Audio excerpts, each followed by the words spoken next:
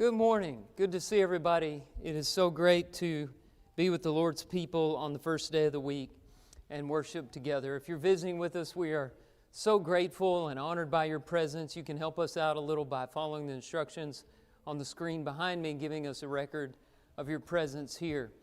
I was very encouraged to hear the announcement the elders made at the beginning of services. These are 4 good men that we've been blessed with, and it's great to have leaders as a congregation of the Lord's people. So prayerfully consider these men and think about the deadline that Will gave us, and give whatever feedback you have and pray for their families, because they are blessing us with this service, and it is an important calling to which they've been called. Because of this important time in our congregation, I decided that we'd talk about leadership this morning from Proverbs chapter 25 in a lesson entitled, The Heart of a King. And you'll see on the slide there a picture of a maze or a labyrinth. I want to start with that idea. The origins of the term labyrinth are very interesting. They go back to ancient Mesopotamia. In ancient Mesopotamia, people would try to determine the future by pulling out animal intestines and trying to read their shape. And they would try to predict the future that way.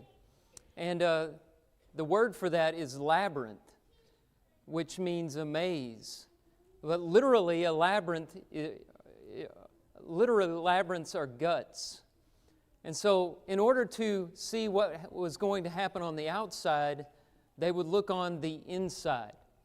And that brings us to Proverbs 25, where Solomon, who didn't really read animal intestines, but he did know about wisdom, he describes the heart of kings, the inside of the king. And he says in verse 3, as the heavens for height and the earth for depth, so the heart of kings is unsearchable. And think about what he's saying there. How high do the heavens go? Who has exhausted the limits of outer space? With our high-powered telescopes, we've searched for the end, and we've never found it. The universe seems infinite, limitless. How deep are the depths of the sea? How far down do they go? I've heard it said that we know more about outer space than we know about the ocean floor. Well, he says the heart of kings are like the height of the heavens and the depths of the earth. The heart of a king is unsearchable. That same word is used in Job by the Lord to describe the depths of the sea. They are unsearchable. As the heart of a good leader is as inscrutable as the height of the heavens and the depths of the earth, it is unsearchable. What does that mean? What does it mean to look inside a leader and try to read him and not be able to see the ends of it? I think what that means is a good leader has to have depth. It's the opposite of shallow leadership. Shallow leadership is characterized by impulsive behavior, rash decisions, emotional outbursts, short-sightedness, impatience, a lack of study, a disregard for wisdom. But Proverbs 25 gives us leadership with depth. And the importance of these sayings to leaders is indicated by verse 1. Look at how it's introduced. These are the Proverbs of Solomon, which the men of Hezekiah, king of Judah, copied. So there are 2 important kings mentioned here, Solomon and Hezekiah. And these Proverbs, of course, originated with Solomon, but the men of Hezekiah copied them down because Hezekiah evidently thought they were important enough to be recorded for posterity's sake. Hezekiah and Solomon had a lot in common. They're remembered for their wise leadership and their strong kingdoms, but also their kingdoms didn't last after their reigns were over. After Solomon died, the kingdom of Israel was split, and it fell after Hezekiah died.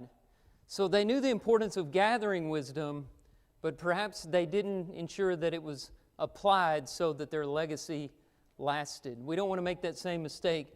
We want to do more than just carry around copies of this wisdom. We want to apply it And I think this is an important lesson, not just for our current leaders and our potential leaders, but also for our families as parents are leading their children, and for every Christian who has been given the Great Commission to lead other people to Christ. I don't care if you're an elder or a deacon or a mother or a father or just a member of the Lord's church. We need to understand leadership and the wisdom contained in Proverbs chapter 25. So let's study it together, and we'll see 4 things about the depth of leaders. And the first one is that good leaders search out wisdom, not glory. There are 2 key words in Proverbs chapter 25, glory and seek. And these key words bookend the chapter. You see them at the beginning and at the end.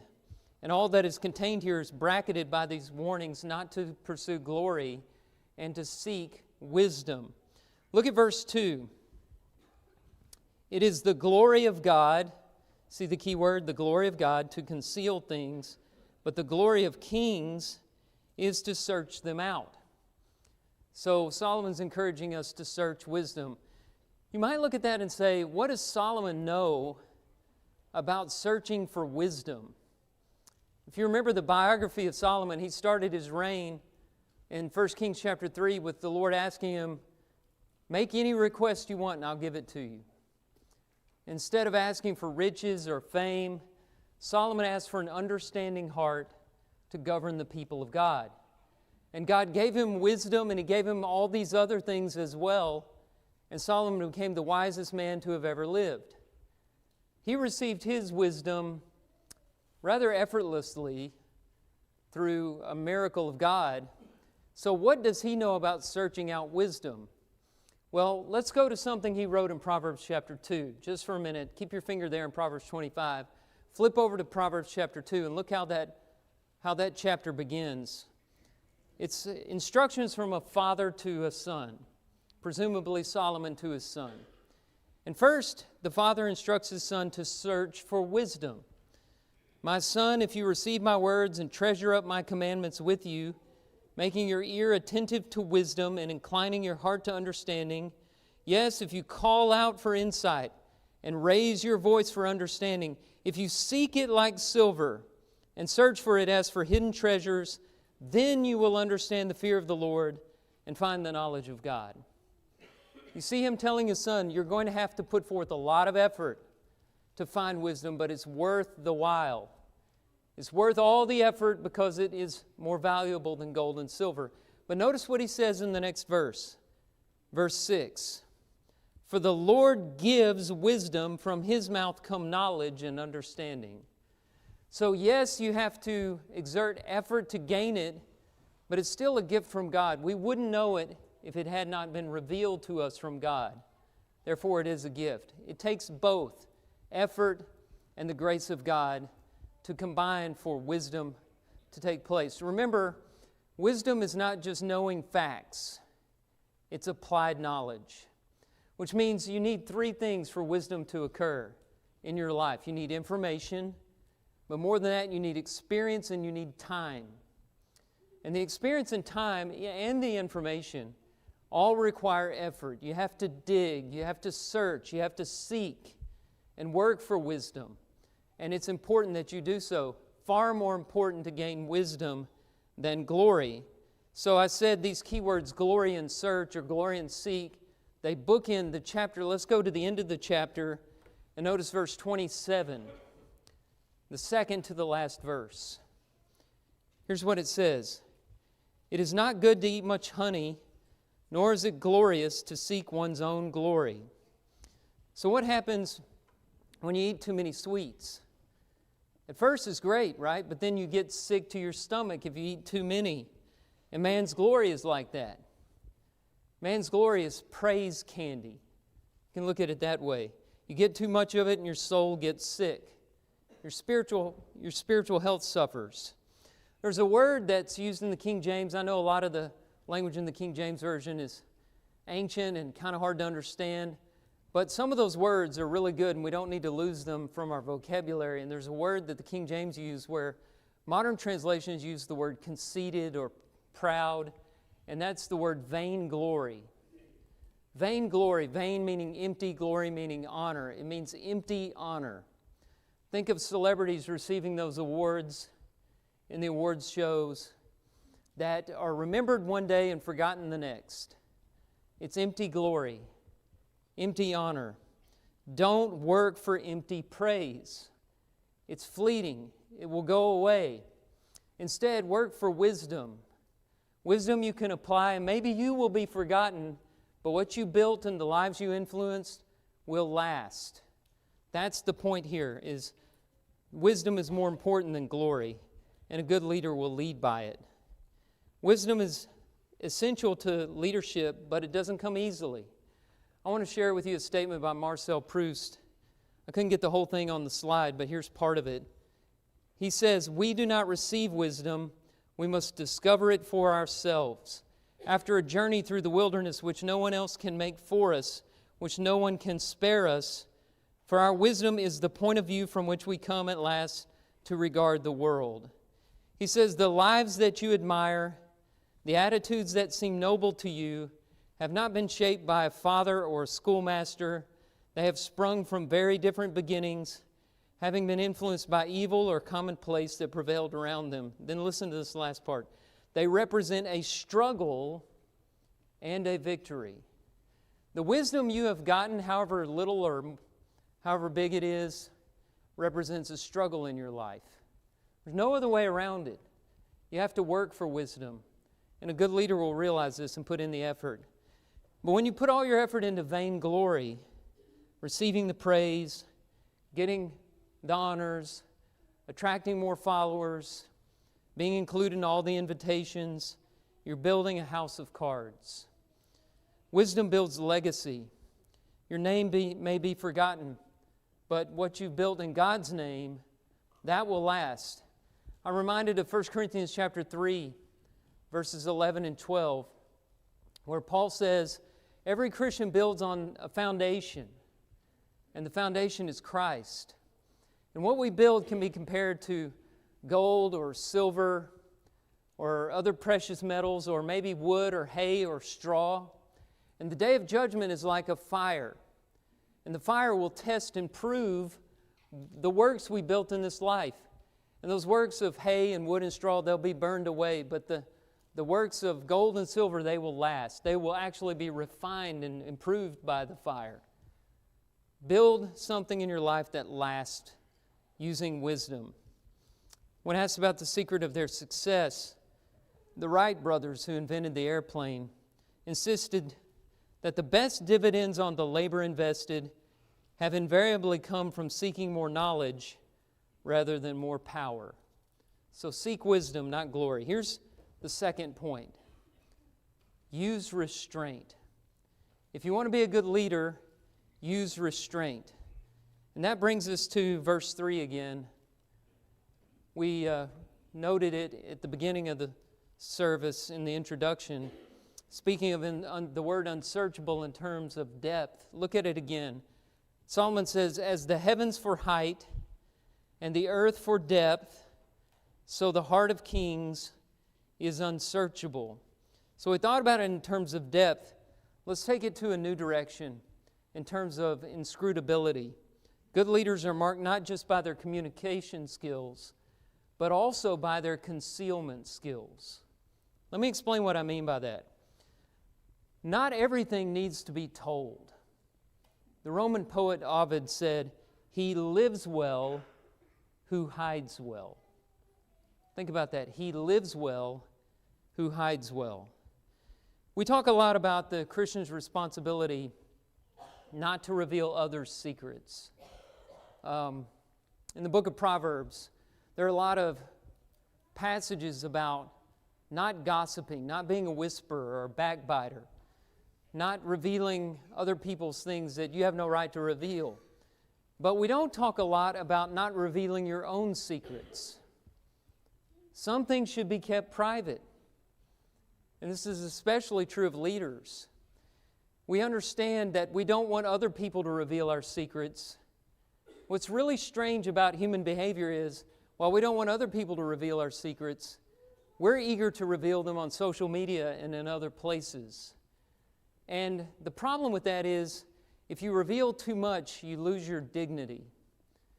Dignity is tied to respect.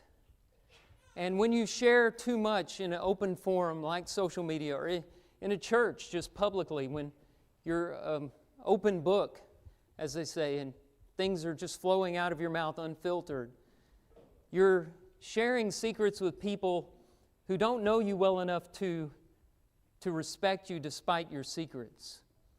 And the result of that, when you share stuff with people who don't know you fully, is shame.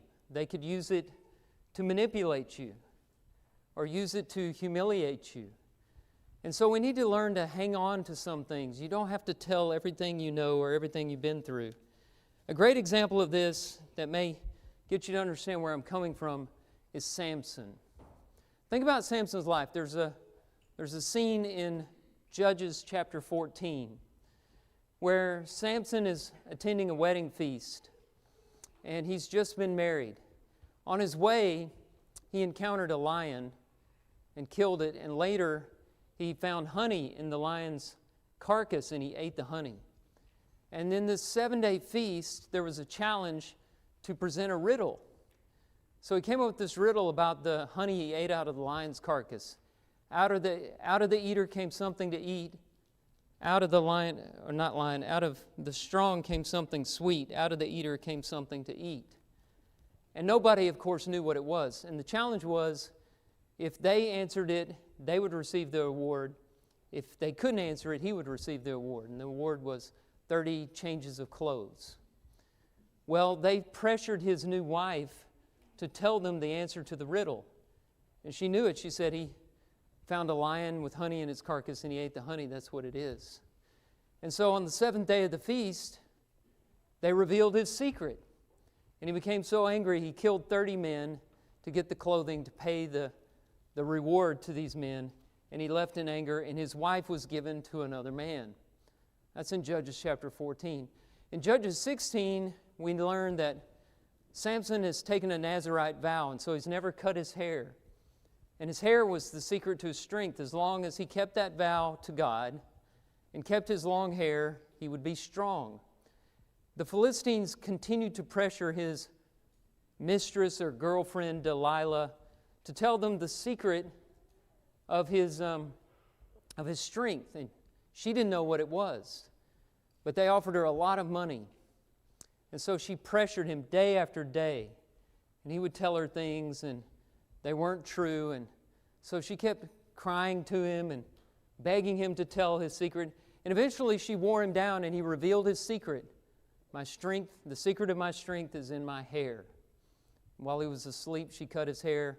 He grew weak, and he died as a slave to Philistia. So you can see here, the revealing of secrets can lead to humiliation if you're not careful. Entrust your secrets to people that you can trust. Keep some things private. You don't have to let it all out. Use restraint. That's the general idea. Now quickly, Proverbs advises leaders to use restraint in 5 areas. Let's look at these really quickly, getting back to Proverbs chapter 25. The first one is restrain your lips. Verse 11, a word fitly spoken is like apples of gold in a setting of silver. There's an appropriate time to say certain things, and there are other times when it's inappropriate. Timing is important in communication. Going on, verse 20. Whoever sings songs to a heavy heart is like one who takes off a garment on a cold day and like vinegar on soda. Some things are just inappropriate. When somebody is heavy-hearted, don't sing songs to them. Don't bring up cheery things when people aren't in the mood. Romans 12:15, rejoice with those who rejoice and weep with those who weep. Some do the opposite. They weep with the people who rejoice and rejoice with people who weep. You're not going to get a lot of influence or credibility if you treat people that way. Be sympathetic. That's the idea there in your communication. And then verses 23 and following. The north wind brings forth rain, and a backbiting tongue angry looks. It is better to live in a corner of the housetop than in a house shared with a quarrelsome wife. Like cold water to a thirsty soul, so is good news from a far country. So be careful with your lips. I've been reading about the Wright brothers, so a lot of this stuff is going to come from that book I just finished. But Wilbur Wright was known to be tight-lipped. And he was asked about it one time, and he said, "If I talked a lot, I should be like a parrot, which is the bird that talks the most but flies the least." He was interested in flight. He wanted to soar, and he knew to keep his mouth shut when it needed to be shut. Number 2, another example of restraint. Accusations against others. Look at the end of verse 7 on into verse 10. "What your eyes have seen, do not hastily bring into court. For what will you do in the end when your neighbor has put you to shame? Argue your case with your neighbor himself, and do not reveal another's secret, lest he who hears you bring shame upon you, and your ill repute have no end." Don't be excited to bring forth accusations before you know all the information. Under cross-examination, you may be proven wrong, and it will be your shame in the end instead of your neighbor's. In other words, give people the benefit of the doubt. Don't be so quick to believe the worst in people. Take the risk of believing in people, and then if proven otherwise, of course, don't be naive. But if you want people to have confidence in you, you have to show that you have confidence in them. So use restraint in your accusations. The third example is boasting. Verse 14, "Like clouds and wind without rain is a man who boasts of a gift he does not give." Don't make promises you can't keep. It's not about your glory, it's about God's. And then he talks about anger. Look at verse 15 first of all. "With patience a ruler may be persuaded, and a soft tongue will break a bone." Your anger accomplishes very little. Learn to be patient and be gentle in dealing with others. Verse 28 says, "A man without self-control is like a city broken into and left without walls." And then finally, this is something you might not consider, but use restraint with regard to your intrusions into other people's lives. Look at verses 16 and 17. Again, he uses the example of honey. "If you have found honey, eat only enough for you, lest you have your fill of it and vomit it. Let your foot be seldom in your neighbor's house, lest he have his fill of you and hate you." You see the analogy? A little bit of honey is sweet and good, but the same sweetness will make it undesirable in large amounts. And the same is true with your intrusions into other people's lives. Don't wear out your welcome. In the church, we do a lot of visiting. Be careful with that. It's important and it's necessary, but all of you know what it's like to not feel well and have somebody intrude in and wear out their welcome. Or to be in a place in your life where you need some privacy, you need some space, and people come on too strong. Leaders have to be savvy enough to recognize when a social interaction is needed and when it's best to give somebody their space. This takes a lot of wisdom. It's something you have to dig for and search for, but restraint is very important in every leader's life. Let's go on to the next point. Curate your companions. And there are 3 proverbs that I want to examine under this heading. First of all, in verse 12. "Like a gold ring or an ornament of gold is a wise reprover to a listening ear." Now, I think I can say that nobody likes to be criticized. Nobody likes to be corrected. But we have to be careful not to surround ourselves only with people who always agree with us. A leader who does that does it to his own harm. We have to have people who are bold enough to criticize us, to rebuke us if we need that. We need wise advisors who aren't afraid of us, because nobody's perfect. Everybody makes mistakes. Only God is omniscient. And a good leader is going to have people around him to correct him when he goes off course. The classic example of this in the Bible is Rehoboam. Rehoboam ascended the throne after his father Solomon, the author of these Proverbs, after he passed away. And Rehoboam got advice from his father's advisors, the older experienced men in Israel. And they said, if you want to have a good kingdom and strong leadership, then you need to be easier on the people than your father was. But then he asked his friends, his peers.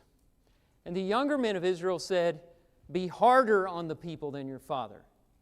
And unfortunately, Rehoboam listened to his peers, and the kingdom split after his reign.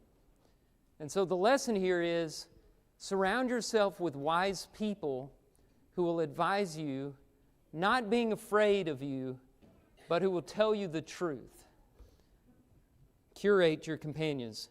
Look at verse 19. Let's look at another proverb. Trusting in a treacherous man in time of trouble is like a bad tooth or a foot that slips. What is a treacherous man? Other translations have words like unfaithful or unreliable.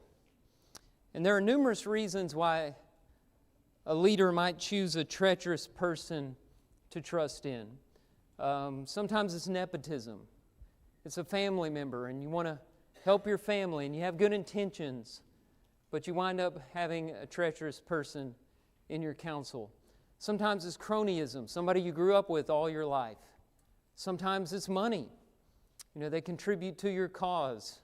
Or it could be a person that's been with the organization for a long time. You don't feel like you have the right to ignore that person. You have to include them because of their longevity with the company or the church or whatever the case may be.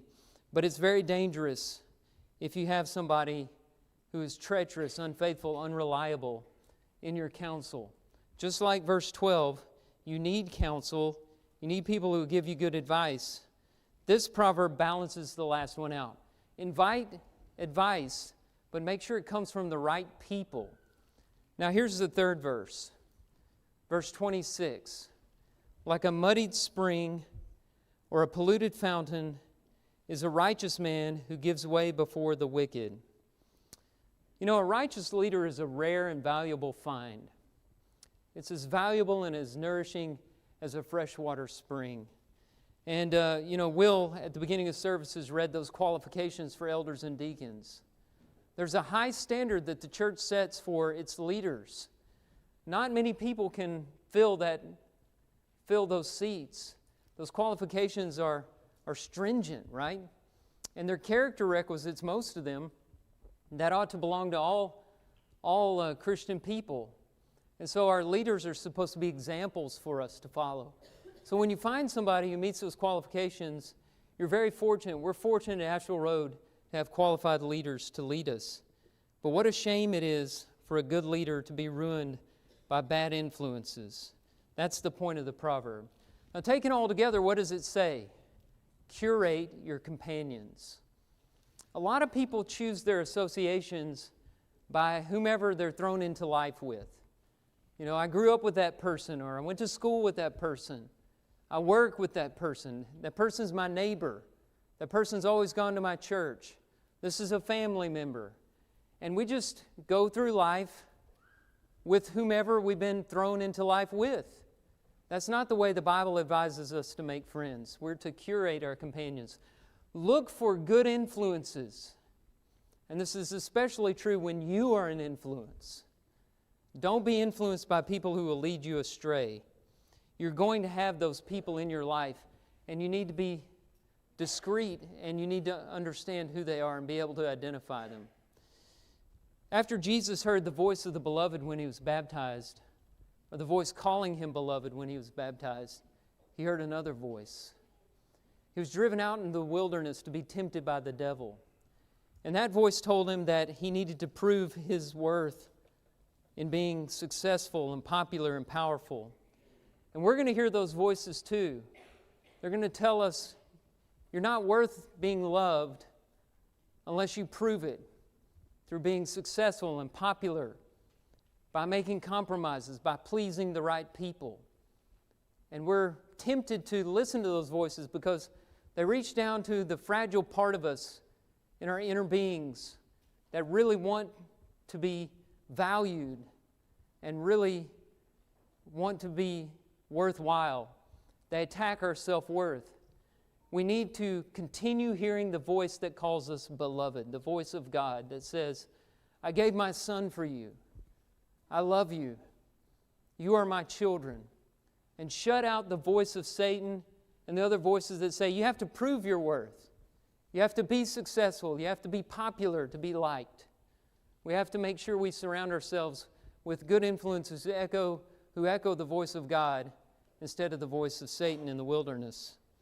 One last point I have to share with you from Proverbs 25 about the heart of a king, good leadership, and that is the advice to serve with humility. I want to take you to verses 21 and 22. If your enemy is hungry, give him bread to eat, and if he's thirsty, give him water to drink, for you will heap burning coals on his head, and the Lord will reward you. I believe this is talking about humility. Here's why. Humility is basically a willingness to accept less than you deserve and to give other people more than they deserve. Humility is not about fairness. And in the examples that you see here, feeding an enemy who's hungry, giving drink to an enemy who is thirsty, you're not talking about fairness. That's giving somebody what they don't deserve and receiving what you don't deserve. So this is definitely talking about humility. And you have to be motivated to be humble. What are the motivations? There are two here.